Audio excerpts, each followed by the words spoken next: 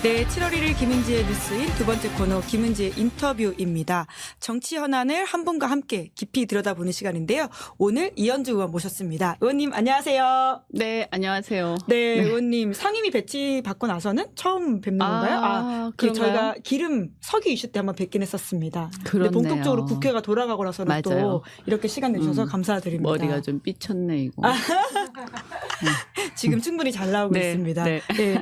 워낙 국회가 바쁘게 돌아가고 있다 보니까 또 읽어야 될 현안들이 많더라고요. 네, 네. 예, 그래서 또 모시고 이야기를 들어보려고 하는데요.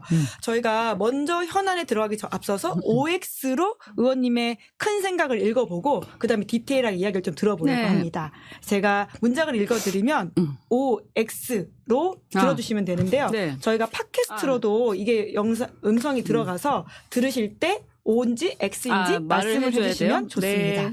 자, 그러면 근데 너무 저희 근황도 안 나누고 바로 이렇게 본론 들어가도 괜찮을까요? 뭐 그냥은 나누든지요. 예.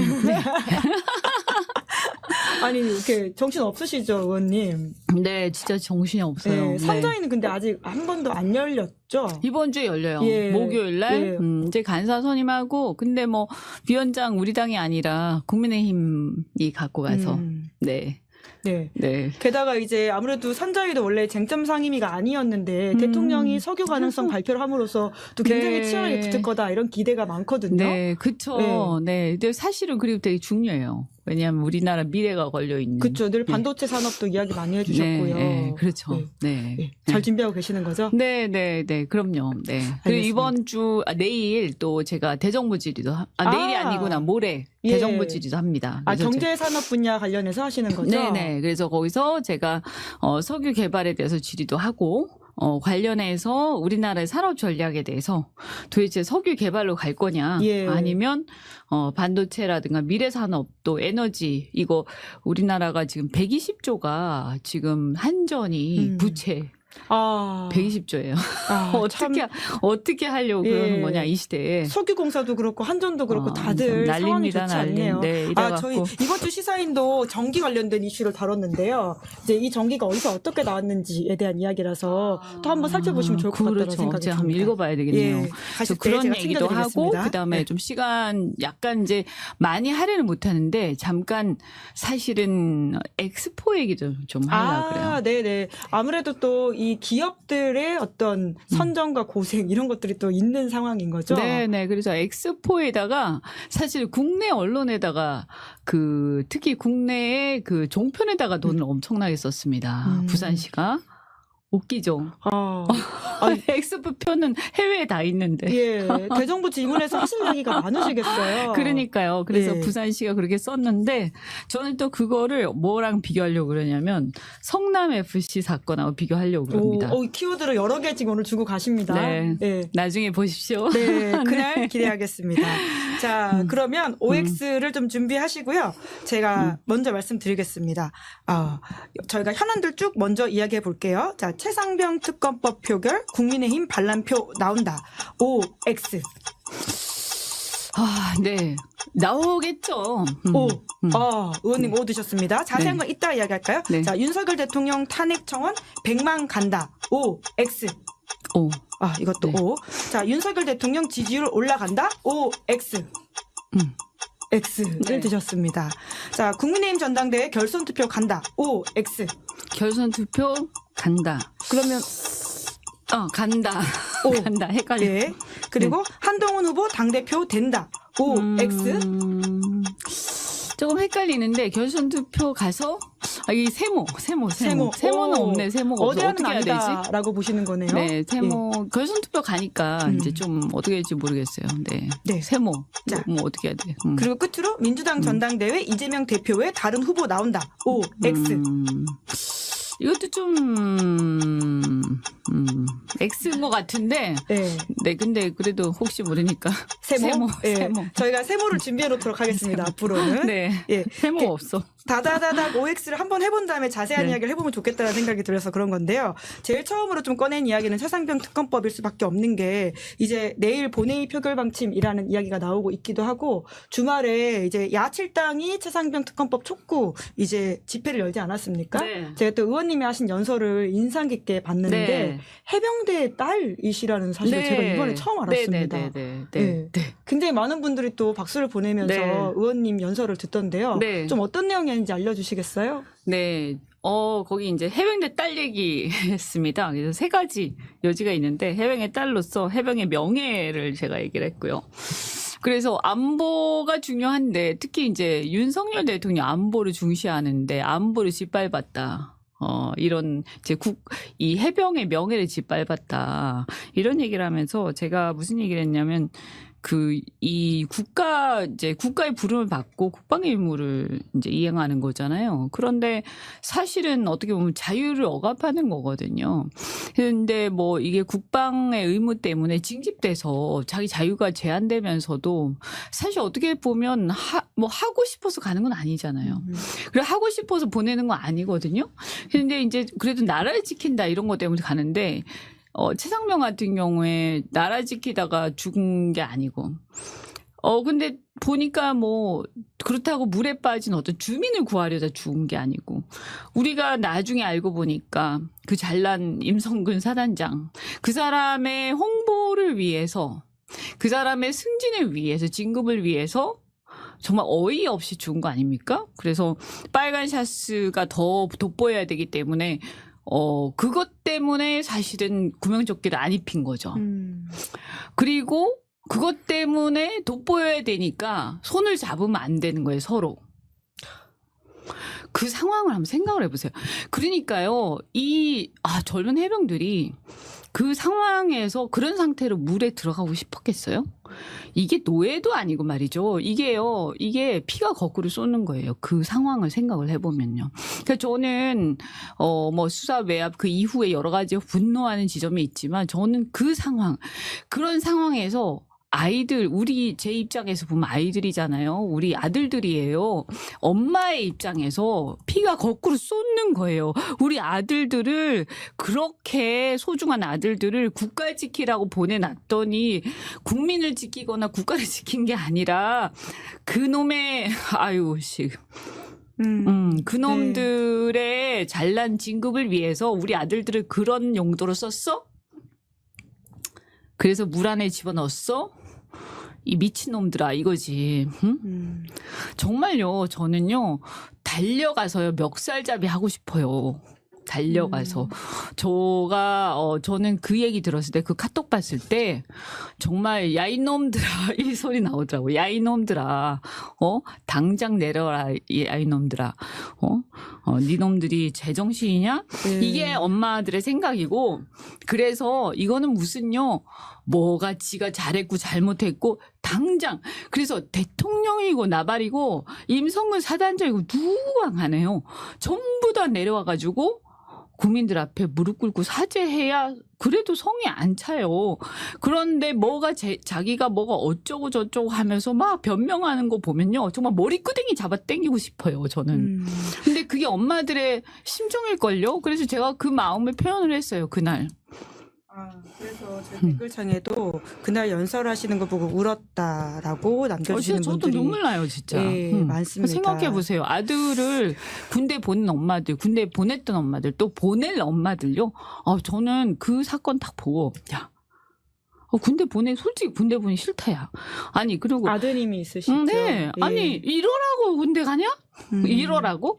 그리고 군대 가서도요, 저런 거 시키면 하지 말아야 하는 아니, 차라리 감옥 가. 응? 저런 거 시키면. 부당한 명령에 따르지 말아라는 말씀이신 그렇죠. 거잖아요. 아니, 저게 지가 뭔데, 자꾸 욕 나와서. 지가 뭔데 저런 걸 시켜. 그러고 어떻게 저 자리에 앉아 있어. 저거 정말 뻔뻔한 놈이네, 저거. 어떻게 저기서 막 변명을 하고 어쩌고 저쩌고 막 실랑이 할 수가 있어요. 그런데 그거를 가지고 대통령이 뭐라 했냐? 저런 일로 사단장을 뭐 어떻게 하면 자르면 뭐 이날에 사단장 진짜 피가 막 거꾸로 쏟는 거예요. 진짜 저는요 그 말 듣는 순간요 대통령한테도 달려가서 이제 멱살잡이 하고 싶더라니까요. 어떻게 저렇게 하지? 내가 너무 심한가요? 많은 분들이 공감하셔서 지금 댓글창에도 굉장히 뻔뻔하다, 분노가 치민다, 화병 나서 죽겠다 이런 식의 게다가 나도 울었다, 속이 너무 시원하다 이런 말씀들을 많이 해주고 그래요. 계시는데요. 우리가 국회의원 이전에요. 엄마들이잖아요. 엄마들요. 아들을 둔 엄마들요. 그리고 우리 아들들이 무슨 노예인가요? 참네. 나라 지키려고 보낸 거지. 어디 그놈들 무슨 뭐 진급하는데 쓰라고 도구로 우리 뭐 노예예요? 응? 네. 그래서 그따위 사고방식으로 우리 아들들을 이용해 먹으면서 그러면서 안보 좋아하시네. 그래서 제가 그랬어요. 해병의 딸로서 그까지 그 가짜 안보 이 한말 진짜 저는 안보 얘기 한 번만 더 하면요 정말 죽여버리고 싶어요 진짜로. 네, 내가 말이 자꾸 심해지고 그래서 그러니까 진짜 근데 아니 기본이 안 돼 있어요 기본이. 네, 이제 그러다 보니까 최상병 특검법이 통과돼야 된다라고 하는 게 사실 많은 국민들의 지지를 받고 있지 않습니까? 네. 그런데 결국은 또 대통령이 거부권 행사할 것이고 라는 전망이 큰데요. 그럼에도 불구하고 이번에 통과될 경우에 국민의힘 안에서 반란표가 나올 거다에서는 O를 두셨어요. 좀 그럴 거라고 보세요? 아니 그러니까 이게 정상이 아니잖아요. 대통령이 국가기강을 지켜야 할 사람 그리고 이 국방의 의무를 지키는 우리 아들들 그리고 그 아들을 둔 엄마 아빠들 이런 사람들의 이 분한 마음과 이 끌어오르는 정말 당장이라도 달려가서 그놈들을 갖다가 정말 그 멱살이라도 잡고 끌어내리고 싶은 이 정말 참을 수 없는 이 분노를 이걸 대신해줘야 할 대통령이 그럼에도 불구하고 이 대통령이 그렇게 하지 않고 이렇게 막 오히려 그들을 감싸고 있으면 그러면 이건 당연히요. 이걸 이 수사 외압이나 이런 상황에 대해서 특검해야지. 그렇잖아요. 그리고 대통령이 지금 의심스럽잖아요. 그럼 대통령 수사를 누가 합니까? 특검해야지. 그러면 지금 국민의힘은 여당인데 대통령을 대변하는 자들이 아니고 국민을 일단 대변하는 국회의원들이니까 최소한 거기 제정신 차린 사람이 한 명이라도 있지 않겠냐. 그런 바람을 담아서 O를 드셨다라는 말씀이신 제정신인 건데. 사람이 한 놈은 있지 않겠냐. 네. 응? 라고 저는 생각하는 거죠. 그리고 보수당이라면서요. 저는 이것이야말로 보수의 정신이다라고 생각하는 거죠. 이게 바로 보수지 뭡니까? 이게 나라를 지키는 정신이지. 저는 이게 아니 내가 지금 민주당이니까 뭐 민주당이 뭐 그런 그게 아니고요. 이거야말로 보수의 진짜 정신이에요. 네. 그래서 한동훈 전 비대위원장도 출마 선언하면서 최상병 특검법을 제3자 추천안으로서 이것을 받아야 된다라는 식의 이야기를 하기도 했거든요. 그래서 아니 예. 뭐 그거는 저는 그 자체는 긍정적으로 생각을 해요. 당연히 그 사람이 보수 정당의 대표로 나왔으면 당연히 그런 생각을 해야지. 그런데 뭐 이거에 대해서 뭐냐면 제3자가 하자. 뭐 그래 생각할 수도 있지. 그런데 좋아. 그런데 이제 이걸 가볍게 얘기하는 거면 참을 수 없다 이거죠.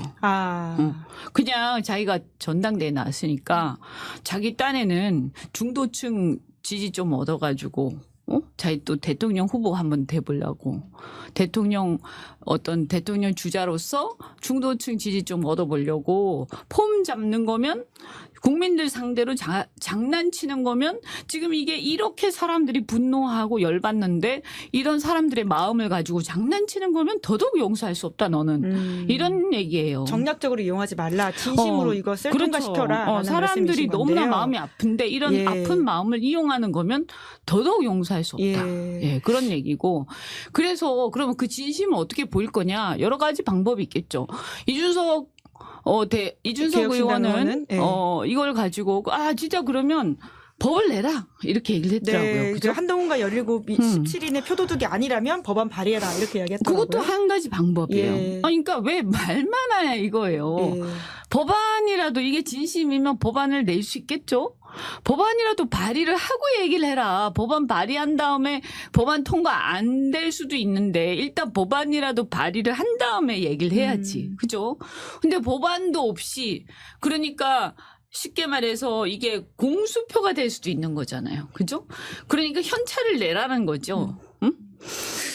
네, 그래서 만약에 진정성 보인다면 한동훈 특검법에 대해서 좀 고민하는 의원들 많아질 것이다. 이런 식의 말씀하시는 것도 제가 아니 봤거든요. 그래서 저는 이준석처럼 법안을 낼 수도 있지만 예. 저는 그 외에 다른 당장 진정성 보일 수 있는 또 다른 방법도 있다. 일단 뭐냐 하면 거기 대표를 나왔으면 자기 지지하는 사람이 한 8명 없겠어요? 그죠? 지금 알려진 바로는 17 된다. 아, 이렇게. 그러니까 예. 난 17명, 17명인데 그 17명이 이 최상면 특검법을 다 찬성하는지는 또 모르잖아요. 그죠? 그러니까 8명이 최소한 지금 필요한 거 아니에요. 그러니까 조금 봐줘서 8명의 이 법안 찬성하는 사람, 그 내용이 제3자 특검법이든 뭐든 간에 실명을 가지고 기자회견이라도 해라. 응? 그 정도는 할 수 있을 거 아니냐. 네. 17명은 좀 많을 수 있어요. 그 사람들이 다 특검법 찬성 안 할 수 있거든요. 그럼 8명이 최소한 필요하니까 그 8명이 반이잖아요. 그러니까 그 8명을 실명을 가지고 기자회견 정도는 할 수 있을 거 아니에요. 그것도 못해? 그러면 이거 장난치는 거지. 그런 식으로 계속 입장을 물어야 된다라는 말씀이신 것 같은데. 그냥 말로만 하는 거 누가 못해요. 네. 그뿐만 아니라 이제 오늘 운영위에서 계속 이제 이 이야기에 대해서 이제 야당 의원들이 대통령실 관계자들한테 많이 질문을 했었는데, 그리고는 또 하나 또 쟁점이 지금 이번에 그 이태원 참사 조작설 관련돼 있는 윤석열 대통령 망언 이야기거든요. 김진표 전 국회의장이 폭로한 건데. 네. 잠깐만. 그거 예. 얘기해 주네. 예, 아까 예. 한동훈 특검법 그거 얘기 못 했으니까. 아니, 그래서 제 얘기가 뭐냐면, 그거는 반대하는 의원도 있을 수 있지만. 한동훈 특검법에 대해서요? 예. 네. 아니, 예. 한동훈 특검법을 굳이 그렇다고 해서 그것도 그걸 고민할 필요 없다. 이렇게 생각하는 사람이 있을 수 있어요. 하지만 저는 만약에 그렇게 해서 실명으로 기자회견까지 할 정도로 진정성을 보여. 그러면 나중에 그건 나중 문제라도 그렇게까지 만약에 해. 그러면 한동훈 특검법 통과시키자. 이렇게 할까, 의원들이? 고민하지 않겠어요? 저렇게까지 하는데. 그래도 어떤 면에서 보면 최상명 특검이 지금 가장 중요하잖아요. 그죠? 국민들이 가장 원하잖아요. 근데 거기에 대해서 자기가 정치 생명 걸고 윤석열하고 맞서면서 실명 기자회견까지 8명 데리고 한다. 그런 정도로 어떤 정말 용기가 있다. 그러면 저는 박수 칠 것 같아, 진짜. 네. 그럼 진정성, 오케이, 인정해. 그러면 한동훈 특검, 정말 그거 사실은 내가 비난받을 수 있지만, 그럼 나는 좀 고민할 것 같아, 그러면. 네. 우리 당에서 나 좀 비난받을 것 같아요, 솔직히 말씀드리면. 그래도 저는 고민할 것 같아요. 그 정도로 최상병 특검법에 대해서 이렇게 여당에서 입장이 나오고 변화를 실제적으로 만들어내는 게 중요하다는 말씀이신 그럼요. 거잖아요. 아니 세상에 어떻게 우리가 모든 거를 우리 마음대로 할 수 있겠어요. 그렇잖아요. 때때로는 또 타협할 수도 있는 거 아닙니까? 근데 그 정도는 해라 이런 거지. 그 정도도 안 하면서 무슨 말로만 말이지. 8명 데리고 와서 실제로 최상병 특검법 통과가 된다면 한동훈 전 비대위원장에서 다르게 평가할 수 있다. 그리고 제3자 특검법이라든가 이런 내용을 얘기하는 것도 일단 실명을 가지고 딱 들이대고 나서 그리고 나서 내용을 얘기를 해야 우리가 그 내용에 들어가서 협상도 하고 하는 것이지. 그런 것도 하나도 없으면서 3자가 어쩌고 저쩌고 말로만 하면 우리가 그 3자에 대해서 어떻게 협상을 하겠어요. 그죠? 8명 가지고 딱 얘기하면 그때는 아마 저는 우리 당의 원내대표나 지도부도 아마 대법원장이든 변협회장이든 그 부분에 대해서 진지하게 의원들하고 논의할 거라고 봅니다. 그 정도로 부글부글하는 이 민심에 대해서 이현주 의원님이 잘 전달을 해주신 것 같은데 제가 요 이야기를 하다가 다시 잠깐 넘어갔었는데 사실 또 다른 쟁점 오늘 운영에서 나온 또 중요한 이야기 중에 하나가 이태원 참사 관련된 이야기거든요. 네. 사실 대통령이 이런 식의 이야기를 했다라고 한다면 정말 심각한 문제이지 않을까라는 생각이 드는데 대통령실에서는 우선은 오늘 또 운영에서는 그런 말을 안 했다라는 식으로 입장을 밝혔더라고요. 좀 어떻게 보십니까? 얘기를 안 했는데 아니 땐 굴뚝에 연기가 났을까요? 그럼 김진표 의장 그분이 좀 약간 사람이 이렇게 좀 확실하지 좀 그분이 이렇게 뭐라고 해 좀 이렇게 좀 시원시원하지 않고 너무 타협을 좀 좋아하고 이래서 우리가 이렇게 때때로 나쁘게 얘기하는 분들도 있고 하지만 없는 말을 지어낼 분은 아니라고 저는 생각하거든요. 너무 이렇게 유해서 문제죠. 그죠? 그런데 그런 사람이 왜 이런 얘기를 했을까요? 그리고 그런 생각을 했기 때문에 사실 계속 대통령이 이 문제에 대해서 미온적인 반응을 보이는 게 아닐까요? 그죠? 이상민 장관을 경질하지 그럼요. 않는다던가 이런 네. 걸 말씀을 하시는 거죠. 네. 예.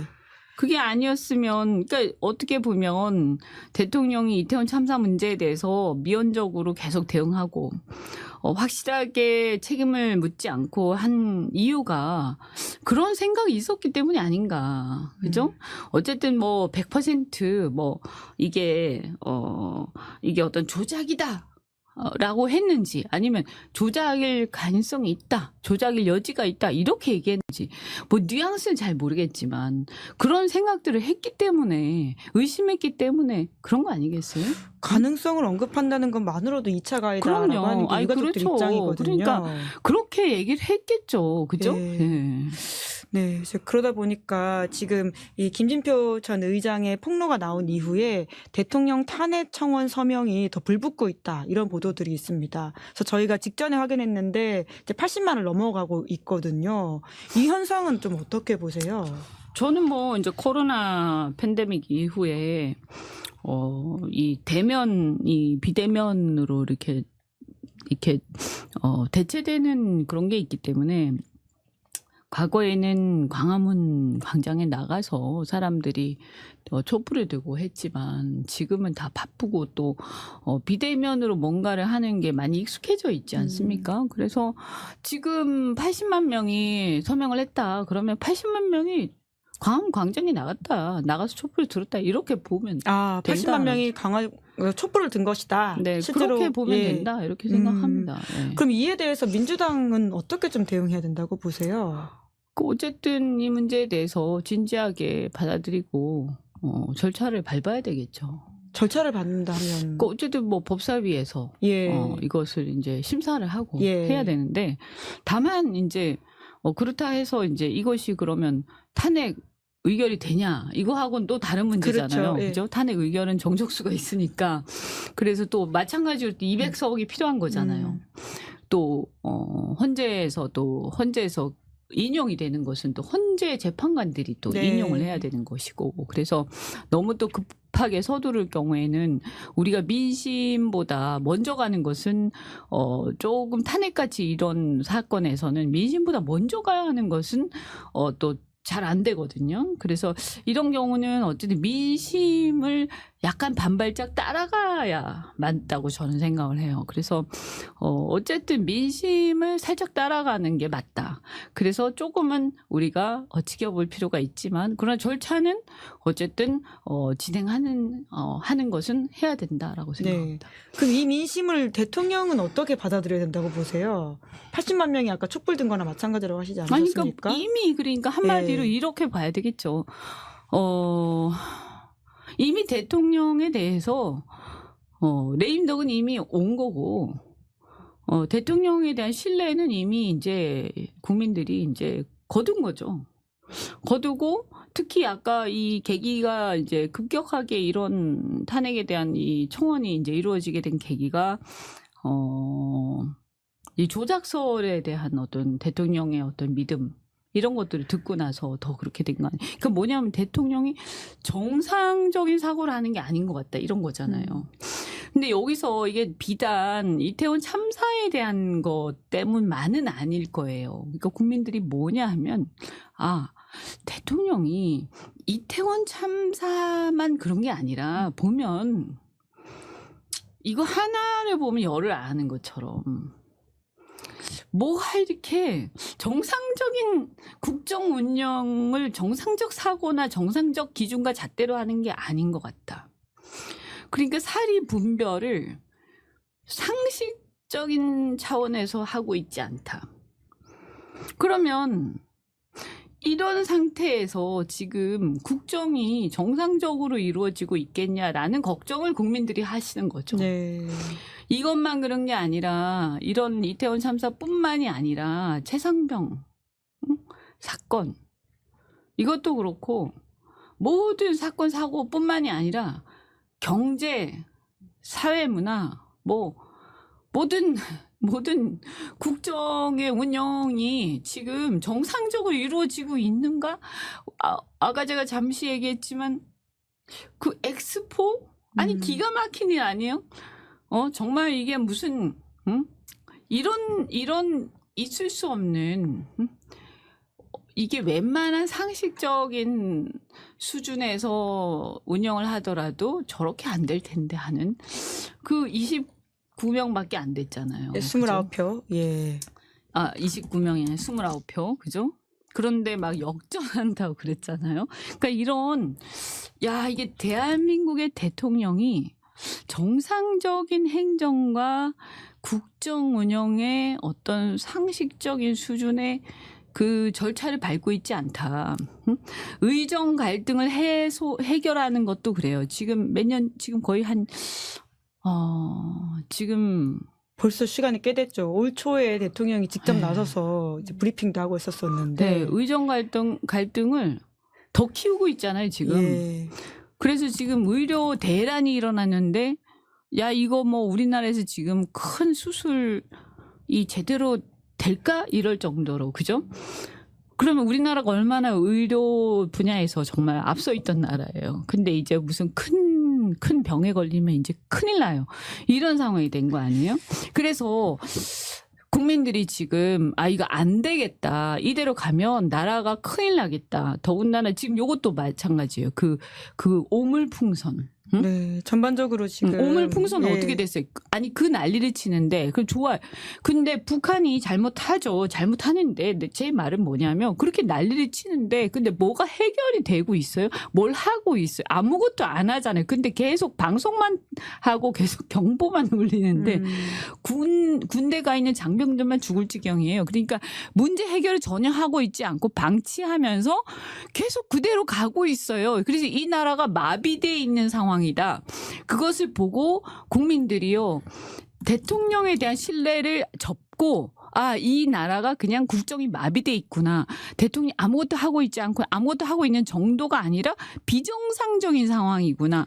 이렇게 보고 있기 때문에 저는 그게 바로 지금 이 청원으로 네. 연결돼 있다. 이런 거죠. 그래서 100만 간다에 오를 드셨던 것 같은데 네. 그럼 100만이 아니라 그 이상을 갈 거라고 보시는 거세요? 앞으로 어떤 상황으로 이게 이제 전개되느냐에 따라 다르겠지만 더 나아질 것 같지 않잖아요. 그래서 지지율도 올라간다 해서 X를 드셨던 것으로 제 네, 더 기억을 나아질 것 하는데. 같지 않죠. 오히려 더 나빠지면 나빠졌지. 그래서 오히려 사람들이 더 시선을 바라보는 거는 국민의힘 전당대회에서 다음 당권 주자가 누가 되는지 따라 가지고는 윤석열 정부가 어떤 길로 갈지 달라질 것이다라고 보는 것 같은데요. 더욱더 보수가 분화할 건지 아닌지 이런 이야기도 나오고 있거든요. 근데 아까 이현주 의원님께서는 국민의힘 전당대회에서는 이제 결선 투표 간다에 있어서는 세모라고 하시긴 하셨어요. 지금 보면 이제 일단 한동훈이 좀 이렇게 좀 유리하죠. 유리한 상황이다. 네, 조금 예. 앞서고 있는 것 예. 같아. 한 55% 정도, 예. 50%. 나머지가 이제 나눠 갖고 있는 상황이고요. 나머지가 뭐 약간의 비윤 플러스 뭐 이렇게 친윤. 한동훈이 뭐 반윤이라고 하는데 반윤은 아니고 비윤. 뭐 거기도 약간 비윤. 진한 비윤 정도. 이런 건데 한동훈은 반윤을 하고 싶으나 반윤까지는 감히 못하는 뭐 이런 정도 아닌가 싶은데 그런데 윤석열 대통령 입장에서는 반윤은 찍힌 상태죠. 윤 대통령 입장에서는 이미 반윤이다. 네, 예. 네, 그 정도도 하지만 용납을 시민들이 못하기 보기에는 때문에. 반윤이라고 보기에는 애매하다. 그런데 이제 그 예. 보수 측에서 볼 때는 반윤이라고 보겠죠. 친윤들이 볼 때는. 그러면서 친윤들은 그나마 저 정도라도 돼야 된다라고 생각을 하고 그 사람이라도 내세워서 뭔가 정권 창출을 하자, 재창출을 하자 이런 생각을 하지 않을까라고 생각을 하는데, 근데 한동훈 위원장이 옛날에 예를 들어서 비박계 이런 사람들만큼 윤석열 대통령하고 각을 세우면서 대척점에 있을 수 있겠느냐 하면 그것도 아닐 거란 말이죠. 그래서 애매모호한 스탠스를 계속 유지하면서 그렇게 갈 텐데, 그런데 이제 웃기는 거는 뭐냐 하면 이 한동훈 위원장이 보수 안에 뿌리가 없어요. 뿌리가 없죠. 한동훈 전 비대위원장 보수 안에 뿌리가 없다고 보세요? 네, 뿌리가 예. 없죠. 뿌리가 없을 뿐만 아니라 그 주변을 둘러싸고 있는 세력들은 뉴라이트 세력들이에요. 그래서 사실 운동권 세력들이에요. 진중권 등등을 비롯해서 본인은 아니다 이렇게 뭐 이제 이야기하고 있긴 합니다. 네, 뭐 진중권 근데 교수가. 사실은 솔직히 말씀드리면 제가 볼 때는 민주당 내지는 운동권의 주류에서 이렇게 밀려난 운동권의 주류에서 밀려난 운동권 비주류 세력들이죠. 그래서 이제 어떻게 보면 이 보수층이 절대로 인정하지 않는 세력들입니다. 그러다 한전 비대위원장 보니까 옆에 있는 분들이 그런 네, 사람들이다. 그러다 보시기에. 보니까 예. 이들이 이제 보수에서 절대 주류가 되기는 힘들 겁니다, 아마. 그래서 그러면 이 갈등이 해결이 잘 안 될 거고요. 그 안에 이 간극이 메꿔지기가 힘들 거예요. 그래서 이 두 개의 세력이 계속 평행선을 달릴 가능성이 많다. 그러면서 이 윤석열 세력과 윤석열 등 친윤, 범친윤 세력과, 근데 친윤이라고 해봐도 윤석열을 그다지 좋아하지도 않아요. 윤석열을 이용한 세력들이죠. 친윤 그룹도 윤석열 대통령 이용한 사람이다. 그렇죠. 그냥 예. 이제 정권을 잡아야 되니까 이용했던 사람들, 또는 윤석열을 싫어했지만 지금 어쩔 수 없이 그냥 참고 있는 세력들. 전략적 제휴를 네. 했다. 예. 그런 세력들. 그러니까 예. 친윤과 반윤 내지 비윤들이 그냥 운명 공동체처럼 같이 있는 세력들과 그다음 비윤 내지는 반윤도 아니고 비윤 세력인데 한동훈을 위주로 해가지고 지금 이제 약간 애매모호하게 같이 동거하고 있는 세력들이 이렇게 두 개로 나눠져가지고 그냥 동동 떠 있는 이런 상황에서 이게 이제 나중에 막 엄청나게 서로 갈등을 일으키면서 정체성의 혼란으로 막 가겠죠. 그런데 이런 상황에서 그런데 이제 처음에 윤석열하고 이렇게 윤석열 대통령하고 이렇게 같이 이렇게 어쩔 수 없이 동거를 하는 상태까지는 갔는데 두 번째 동거를 만들어내야 되는 거잖아요. 예. 이게 잘 안 될 거예요. 보수는 이제 윤석열 대통령과는 전략적 제휴를 겨우 했지만 네, 두 번째 한동훈 전 비대위원장과는 그러기 어려울 것이다. 왜냐하면 예. 윤석열 대통령은 어쨌든 약간 보수 기질 뭐 이상하지만 어쨌든 약간 그나마 뭐 이렇게 약간 그 어떤 보수 기질 같은 것도 좀 있었고 그런 게 뭐 있었단 말이에요. 근데 한동훈 위원장 그런 리더십하고 거리가 먼 사람이에요. 그리고 굉장히 어리고요. 그리고 사실은 얘기하는 내용들을 보면 보수의 가치하고 굉장히 거리가 멀어요. 뭐 이민청 얘기라든가 이런 것들은 보수나 심지어 MZ세대들하고도 정서적으로 굉장히 거리가 멀거든요. 그렇다고 해서 이 사람이 얘기한 이 사람의 어떤 그 기질이라든가 이런 것들이 그 지금 MZ의 어떤 그러니까 이준석 스타일의 어떤 보수하고도 굉장히 거리가 멀어요. 네. 근데 이분의 정체성은 뭔지 잘 모르겠어요. 그러니까 그 젊은 보수들하고도 거리감이 굉장히 있을 거예요, 아마.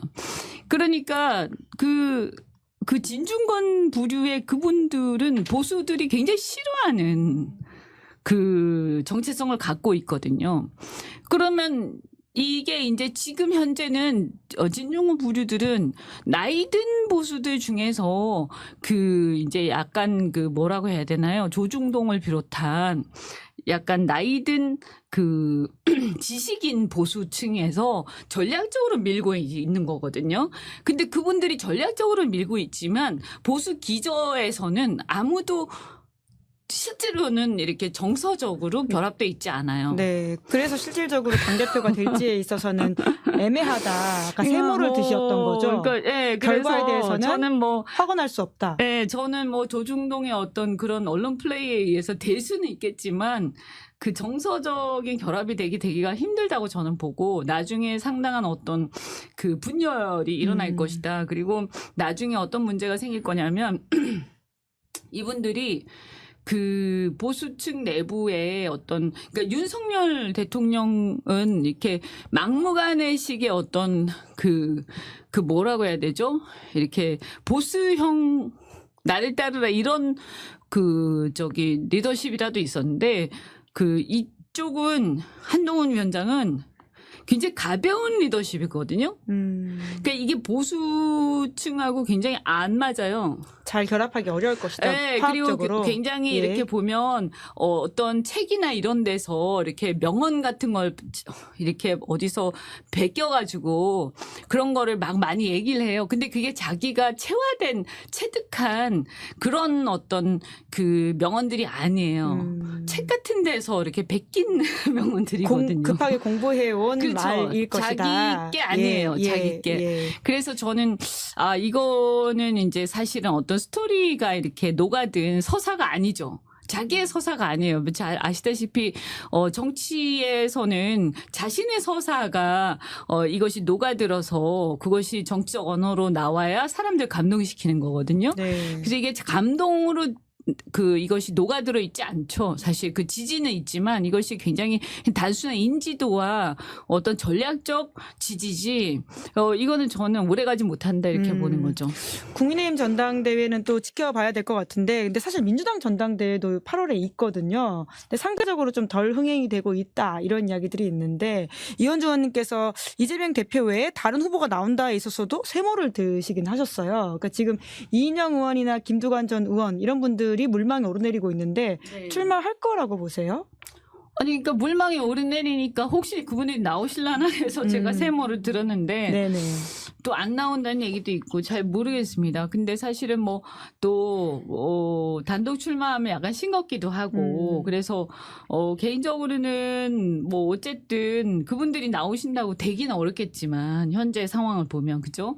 그러나 어쨌든 뭐 나와서 그래도 이런 어쨌든 좀 흥행을 위해서는 나와서 같이 이렇게 레이스를 하는 게 의미는 있겠죠. 네.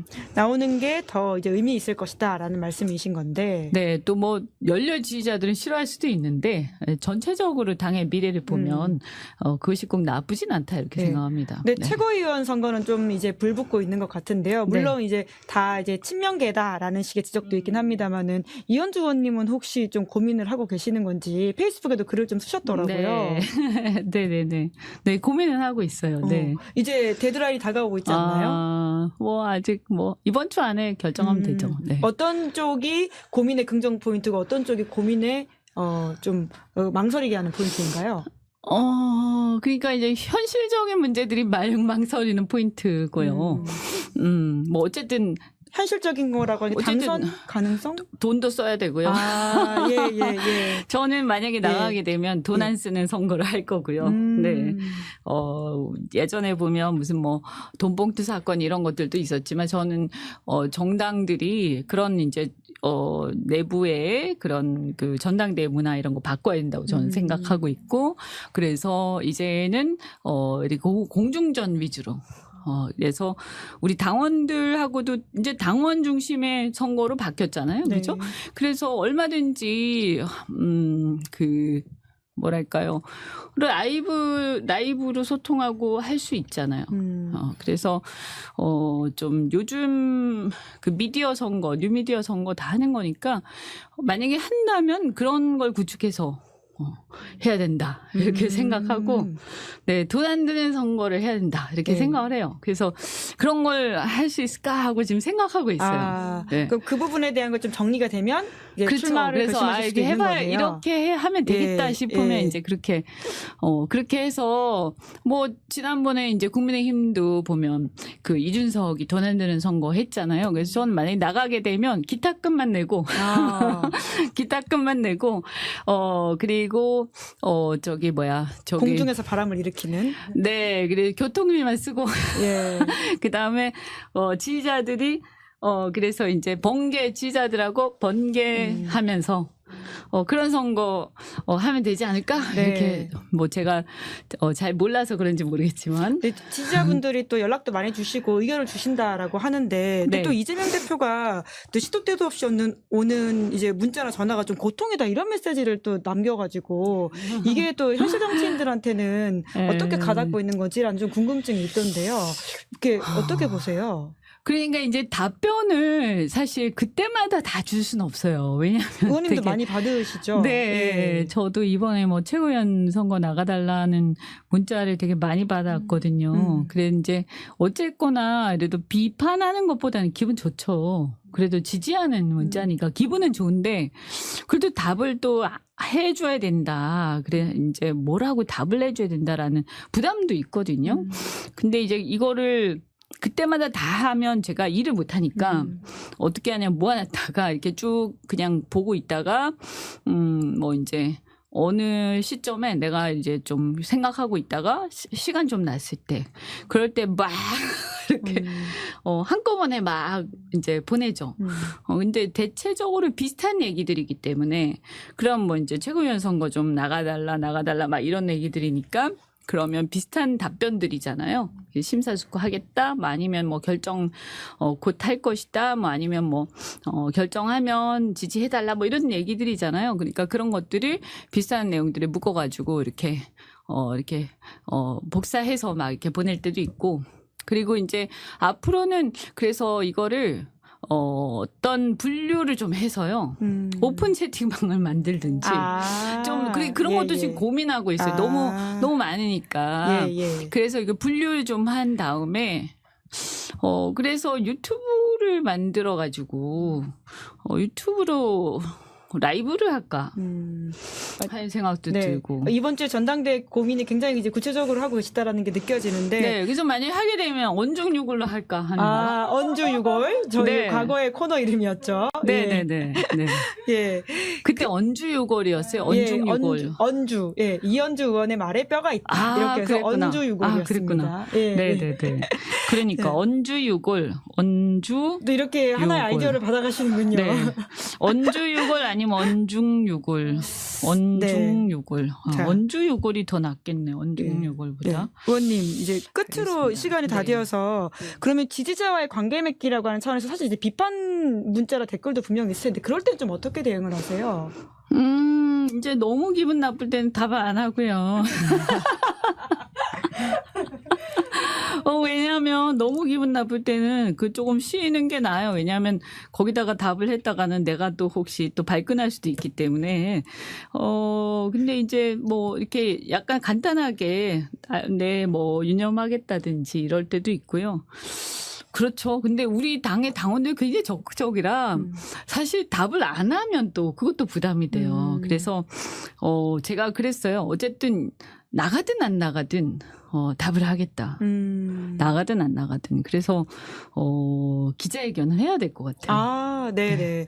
오늘 이렇게 모셨는데 네. 다음에 뵐 때는 또 약간의 다른 상황에서 이현주 의원님을 뵐 수도 있겠다라는 아마 생각이 기자회견 드네요. 한 다음일 것 예, 같아요. 예. 그죠? 예. 그래서 어쨌든 제가 그랬어요. 그러면 저한테 이렇게 막 압박을 하셨으니까 제가 그 압박에 답해서 나가게 되면 책임지시는 겁니다. 내가 그랬거든요.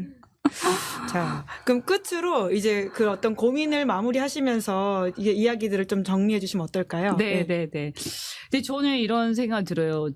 이건 제 촉인데 아까 그랬잖아요. 그 청원도 그렇고 윤석열 대통령에 대해서 저는 뭐 이렇게 열받고 막 이런 것도 있지만 가장 큰 문제가 너무 무능력하다 이건 것 같거든요. 그러니까 국정이 거의 방치되어 있는 수준. 그래서 더군다나 이게 뭐 김건희 여사의 역할 이런 게 뭐 여러 가지 말들로 나오곤 있지만 정말 나라가 걱정되는 거죠. 그래서 저희가 이제 민주당이라 야당이기 때문에 정권을 잡자 이런 거를 떠나서 정말 나라가 걱정되는 거예요. 이대로 괜찮나? 뭐 이런 거. 그러면 지금 3년이 남았어요. 근데 이 3년이 어떻게 3년이 그러면 이 지금 전당대회 이후에 지도부가 2년간 가는 건데 이 2년 동안 무슨 일이 어떻게 일어날지 걱정이 되고 저는 제가 지금까지 박근혜 탄핵도 겪고 여러 가지를 산전수전을 다 겪은 정치인 입장에서 그리고 3선이지만 저는 진짜 많은 것을 봤잖아요. 그리고 이 국민의힘 내부 사정도 잘 네. 알고 이런 관점에서 제가 이렇게 생각을 해보면 무슨 일이 어떻게 일어날지 모르겠다. 그래서 조금 이런 때는 상당히 경험이 많고 노련한 정무적 감각이 있는 지도부가 필요한 건 사실이다. 이런 생각이 들고요. 이재명 대표가 어쨌든 현실적으로 지금 현재 민주당에서 그래도 가장 유력한 대안임은 틀림없잖아요. 그리고 그 지금 이재명 대표의 그 사법적 문제 이게 이재명 대표 개인의 문제가 아니다라고 저는 생각합니다. 그리고 이게 굉장히 억울한 면도 있고 이게 분명히 입장을 바꿔서 국민의힘이라는 저쪽 집단에서 보면 현실적으로 선거를 통해서 자기들이 이길 수 있을까? 그러면 유일한 방법은 사법적 방법을 통해서 이 우리의 그러니까 민주당의 집권을 집권을 포기시키는 방법이 가장 빠른 방법이에요. 그래서 저는 그것을 우리가 만만하게 생각하면 안 된다고 생각을 해요. 그래서 그런 부분도 당의 운명 그게 어쨌든 이재명 대표 개인의 사건이긴 하지만 그냥 단순히 개인의 사건이라고만 치부할 수 있는 문제는 아니라고 생각하고 이 문제를 포함해서 이 지도부가 고도의 정무적 전략적 판단 그리고 저쪽이 되치기 할 수 있는 상황을 포함해서 굉장히 많은 전략적이고 굉장히 빠른 판단할 수 있는 그런 것들을 갖추고 있어야 된다고 생각을 합니다. 네, 이번 주 기자회견 어떤 내용이시든지 간에 굉장히 기대가 될 것 같다라는 생각이 그래서 듭니다. 어쨌든 제가 어떤 역할을 할 수 있을지 그리고 우리 당원들과 함께 소통하면서 할 수 있는 역할을 나가게 되면 이제 한다라고 결정하고 하는 거죠. 네, 나라를 위해서 좋은 역할을 또 해야 되면 해야죠. 네, 많은 댓글창에서도 또 이제 기대와 응원을 보내주시는 분들이 계시니까요. 다음에 뵐 때 더 말씀을 많이 여쭤보도록 하겠습니다. 네. 이현주 의원님 고맙습니다. 네, 감사합니다. 고맙습니다. 예, 김제 뉴스인 7월 1일 준비한 방송 여기까지고요. 저는 내일 오후 5시에 박성태, 장성철 두 분과 함께 돌아오겠습니다. 오늘 방송 재밌게 보셨다면 구독, 좋아요, 알림 설정 부탁드리겠습니다. 고맙습니다.